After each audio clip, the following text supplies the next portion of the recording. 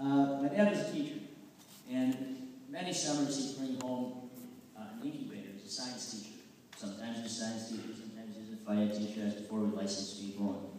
He could teach anything he wanted to teach. But he was a science teacher.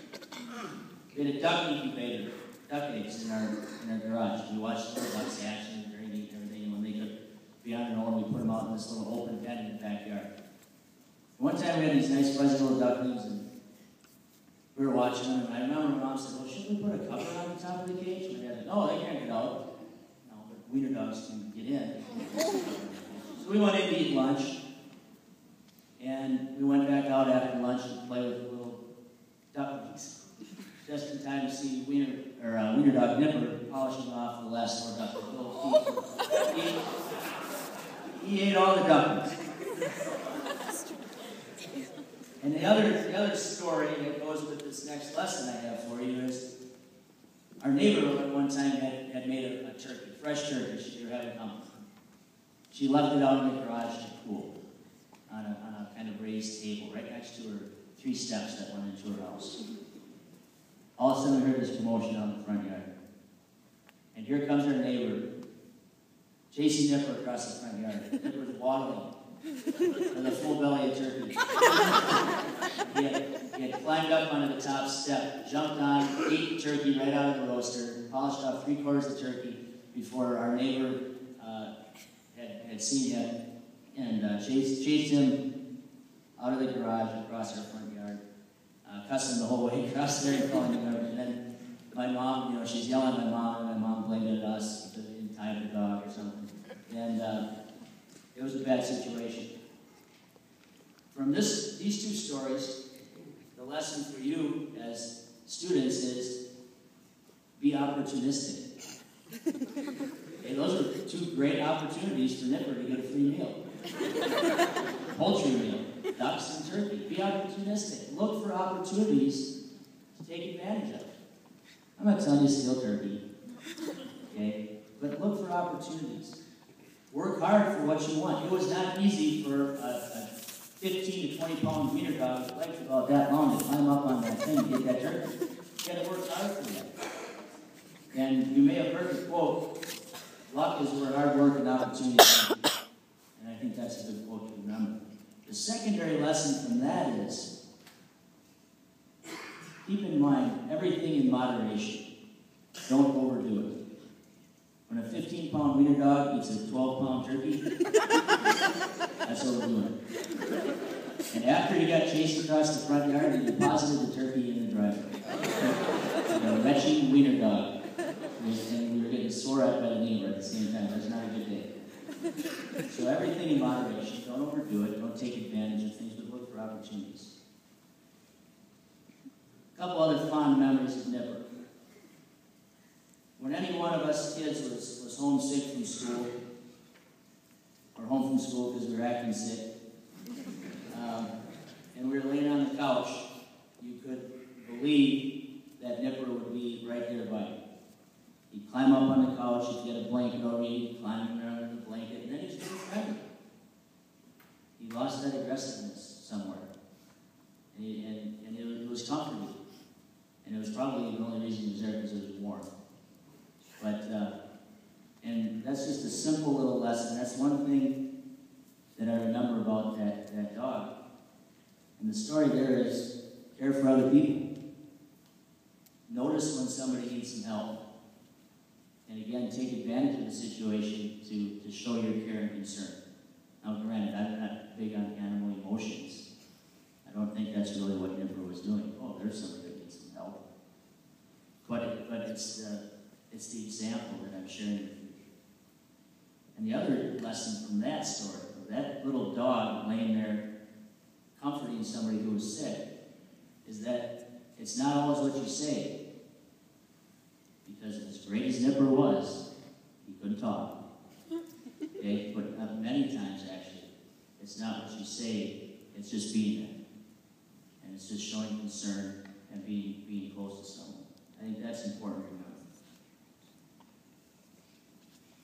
Another story about Nipper. When we'd be gone for a while, maybe we'd gone on one of those really exciting family trips in the simulated wood grain and green every station wagon.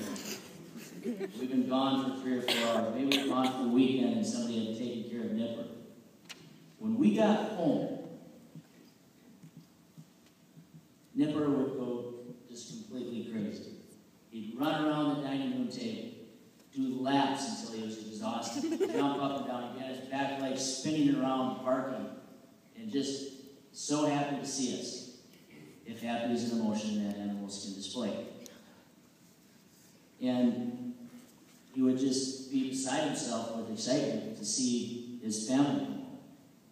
And our lesson that we can learn from that is to be better human beings is to celebrate the little things. Us coming home was no big event. It happened every day.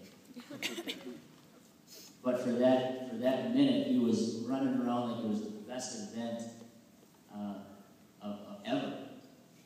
So the lesson we can have is don't be afraid to celebrate little things. And the secondary lesson there is make sure you show those people that you care the most about how much you appreciate them. And that they're important to you, and you're happy to be with them. The picture I always think of when I think of that situation, and most of the students probably maybe don't know this reference, but the picture of Snoopy in the Peanuts cartoon, and he's standing up on his hind legs dancing around. That's what was happening there. And that just showed pure celebration. I was going to use this example in there too. Dance like no one is watching. You've heard that one before. But I'm opposed to giving advice that I won't carry out myself. Dance, so I'm not going to say it. I just did.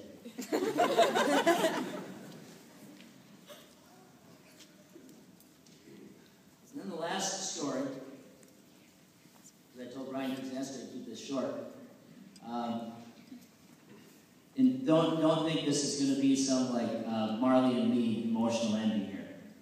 Well, that's a pretty good movie. If you have a yellow lab, be careful watching that movie. But if you've seen Marley and Me, this isn't really the direction this one's going to go. But one day I remember I was in elementary school, and Nipper was laying in his spot there in the kitchen, sleeping. He slept a lot. And I remember my dad coming out and saying, "Kids, say goodbye to Nipper. When you come home from school today, he won't be here anymore." And we're all like, "Why not? Is Nipper going to grab your grandpa's or No. I'm taking Nipper to the vet today. The vet will give him a shot, and then he'll be dead." That's right on a parenting magazine. I'll explain that and die to your children. My dad grew up on a farm, and I think just the fact that he was taking the dog to the vet was probably a major accomplishment. So we said goodbye to Nipper, and my dad was telling the truth. When we got home, Nipper wasn't there anymore. And so yeah, it's kind of sad. It's kind of sad. But I think the lesson there is simple.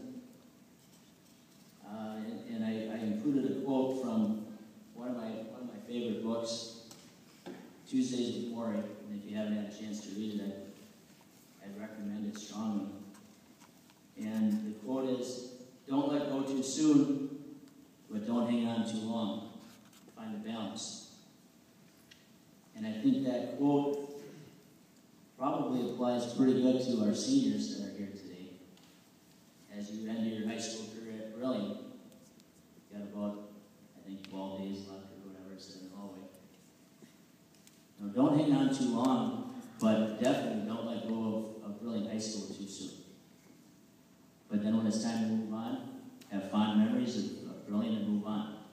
And that may be a good lesson in a lot of situations in life for us. And that quote might also have a secondary lesson for parents as your children move through stages of life. You need to know when to let go and when to hang on. So as I start to wrap this up, I guess one of the main things that I wanted to make sure we left here with today is that a lot of the stories that I tell in class actually have some meaning. You know, I don't know how to tell you what the meaning is in class. And you both, most of you, I think, if you've had sophomore government class or senior associate, have seen actual video footage of him in action. It's violent. When he has that towel, remember, he's playing tug of war and he's shaking. Oh, vicious. But here's the summary. 5 simple lessons that we can apply to our lives as we try to become better people. Be assertive and stand up for yourself. Be opportunistic. Care for others. Celebrate life and appreciate those around you. And know when to let go and to move on. And to help you remember these lessons, I have the assistance of Regan Wallander. And you come up and get all your flowers and all the other things you're going to get tonight. We made, what else would we have made but a dog tape to help you remember the Wiener Dog speech. And emblazoned on one side of the dog tape is a Wiener Dog.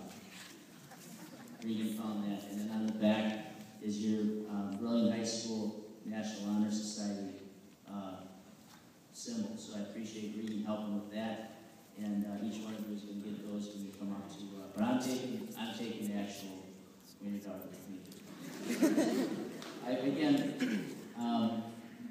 hope you can remember a few of those lessons. I hope that it helps you to think about those things just a little bit. And I appreciate the time to talk with you tonight. Thank you. Congratulations.